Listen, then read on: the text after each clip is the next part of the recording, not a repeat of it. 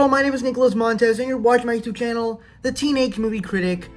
And welcome back to another YouTube channel video. I'm so excited to have y'all back here together again. And in today's video, we're going to be doing another Celebration of Cinema review. I know I keep doing all these. Trust me, this will be the last one until we get to Saturday when we do one for Big. If you saw my video schedule yesterday, a review for Big will be happening. But right now, we're talking about Disney and Pixar's Finding Nemo as it turns 20 years old today. If you guys don't know, this movie means a whole deal to me. Much like how I did with Avengers Infinity War and Endgame, which are my two favorite movies of all time, top two. Finding Nemo is actually in that list of top 5 movies of all time, and it's actually sitting at number 4. The three movies that can beat it are Infinity War, Endgame, and The Lion King. That kind of tells you what kind of person I am. And this is also my favorite Pixar film, so that can tell you a bit of how I feel about this movie. And I pretty much watched this movie my entire life, from when I was very little, and I remember having like a Nemo toy and everything. Probably like a whole set, probably. And from here on out, I'm just so excited to talk about this. So first up, let's just talk about the story of the movie.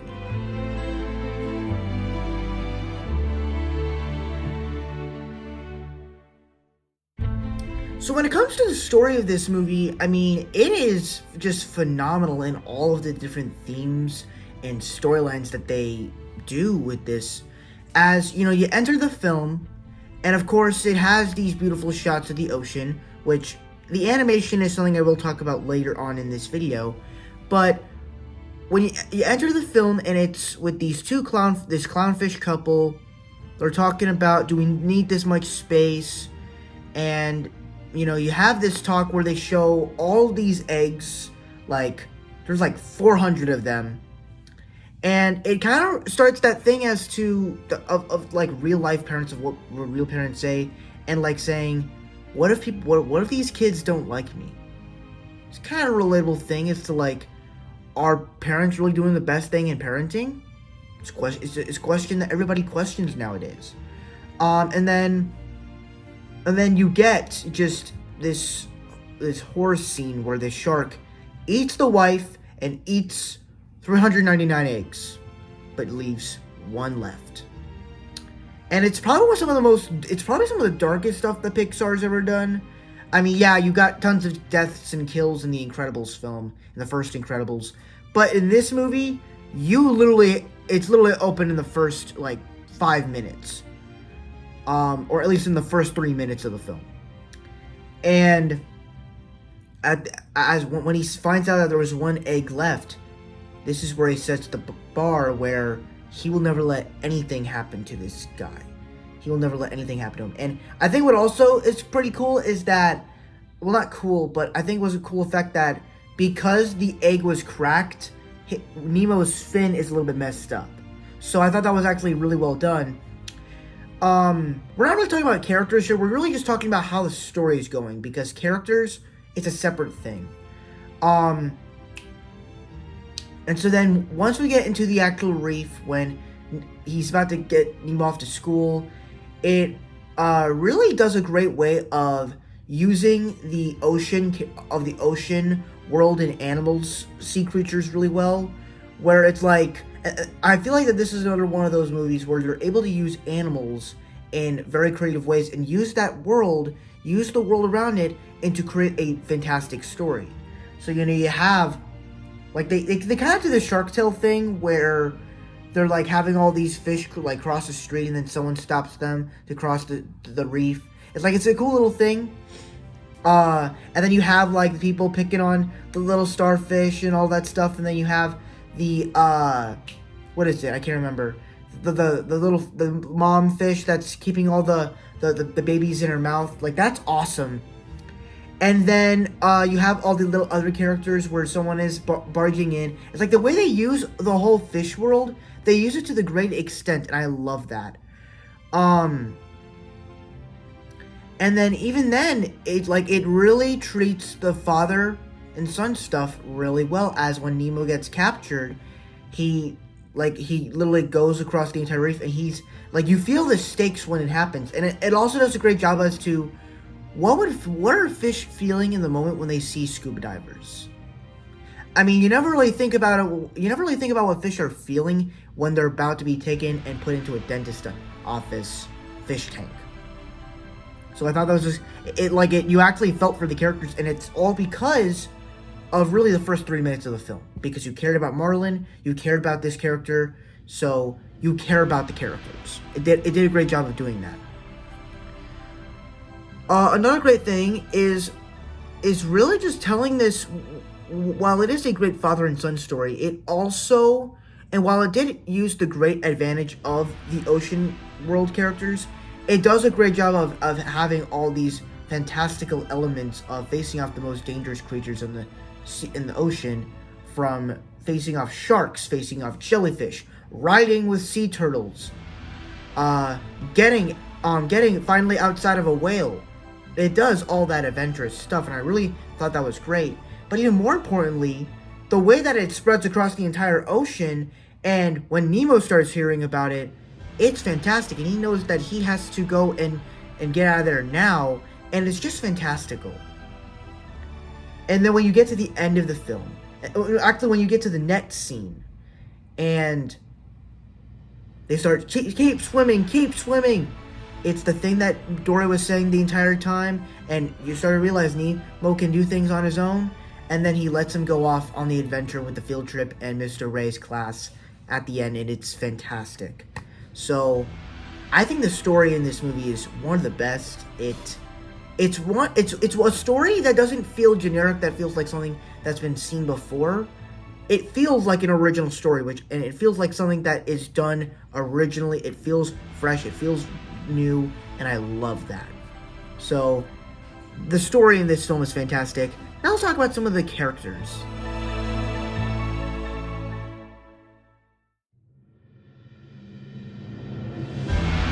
So the characters in this movie, I think, are fantastic. Of course, you have Marlin, who is this very overprotective dad because his children and wife got killed by a little shark, and he will do anything in his power to protect Nemo, which is really the striving arc throughout the film, where throughout the entire movie, every person, and even when you get to the crush stuff, it actually makes sense in light of his character, where everyone is telling him, you can't let anything happen to him, then nothing will ever happen to him.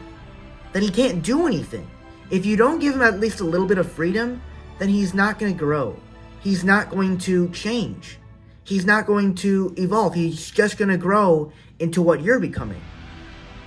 You don't want your child to do that. And especially in the crush scene where he lets Squirt go off, it's like, you never really know, but when they know, you'll know, you know? It's like, it's so relatable to his character, and everybody is telling him, just let your kid do his own thing. Because if he's smart enough to do that, then he's gonna be fine. He'll know. He'll know what to do. It's an awesome character arc that he lets him do it.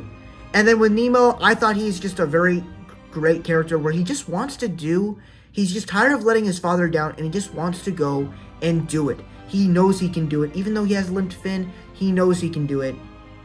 And then also talking about some of the other characters, you got Ellen DeGeneres playing Dory. A lot of people find her annoying. I thought she is a great side character. I think as a side character she works.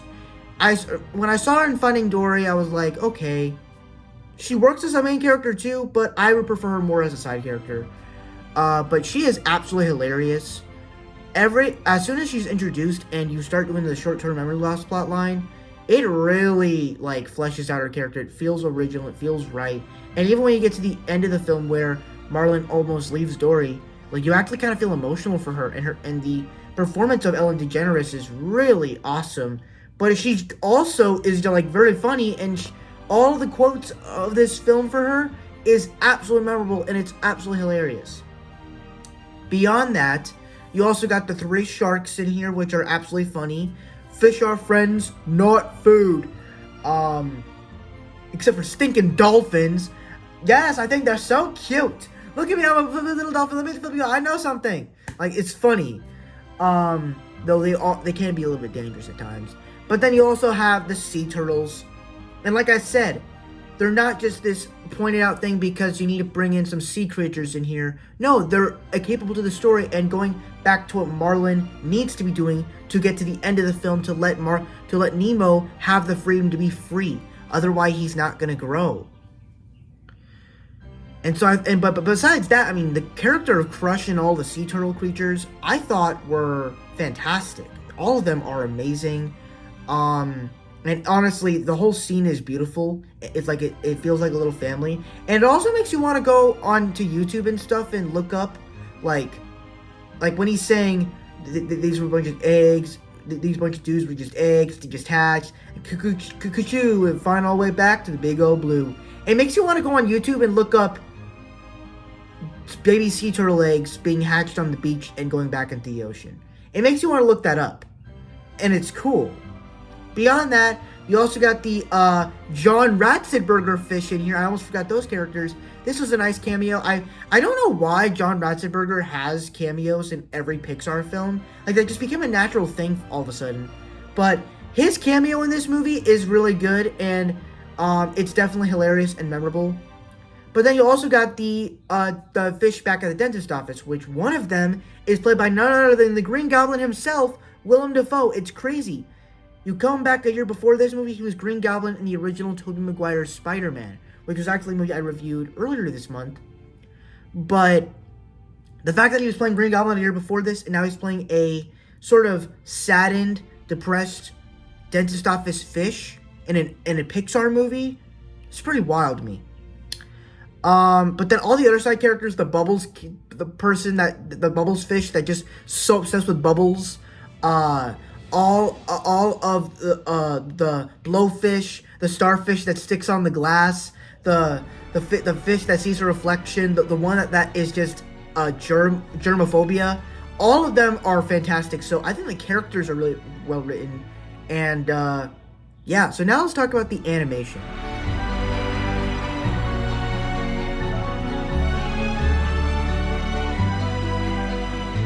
When we get to the animation of this film, I'm just going to be completely honest. I feel like that this is one of the first films in the Pixar filmography where I actually started to like the animation. Now, obviously, Toy Story was the first computer animated film where they started to use computers to make animation movies. Yeah, A Bug's Life wasn't really the best of animation purposes. Toy Story 2 got better with the animation, but it still was clunky. Monsters Inc. got a bit better, but it wasn't like... I can't really say Monsters Inc. was the highlight of that film was the animation. This is the first film where I was like, the animation is actually one of the highlights. And that's because it is. Because you're in the ocean. And this is where I feel like part of making computer animation is making things almost look real. And the way that this movie looks is absolutely fantastic. The way that it looks, just absolutely so real. The animation, like... the water, the look of the ocean looks absolutely real. And even in the look of the fishes, they made them look real. But they had those, even though they have these cartoonish faces, even the details on Dory's, like, upper, like, chin above her nose, like the little specks on her, like the little freckles on her face, it all looks detailed and well, and even then the animation is colorful. There's even, like, beautiful shots. Like, all the shots of the open ocean are fantastic. Even the shots of the sea turtles in the East Australian current. Even the stuff of the green specks in the fish tank. Even the stuff at the fish tank at night is beautiful as well. And even the stuff inside the whale and of creatures coming out of the big old blue. It is gorgeous and it is beautiful. I love the animation in this film. If I'm being honest, it's crazy to think of how animation has come from, where it started from being animation where it was hand-drawn, then it started doing computers, and now we have a film that is called, where we could do stuff that looks like comic books, with Spider-Verse and everything. I think that's fantastic.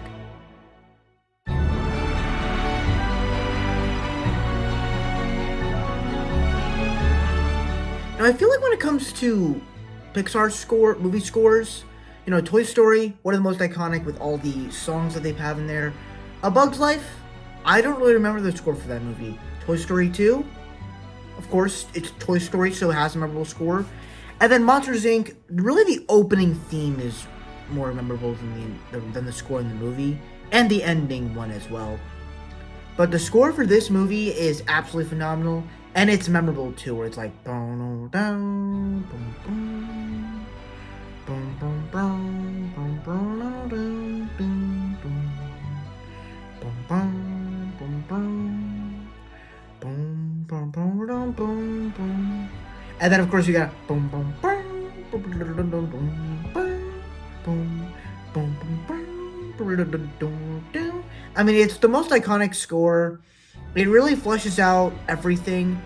I mean, honestly, I can't really talk too much about scores, but usually this score is fantastic. It is amazing, so I do love this score for Finding Nemo.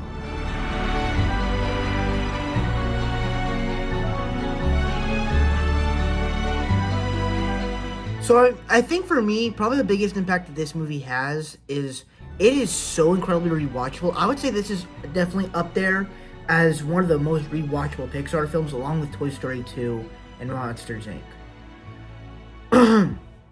And really, because of that, it's so quotable. Every single line, I can literally pitch to you the entire script of this movie and literally just lay it all out, beat by beat.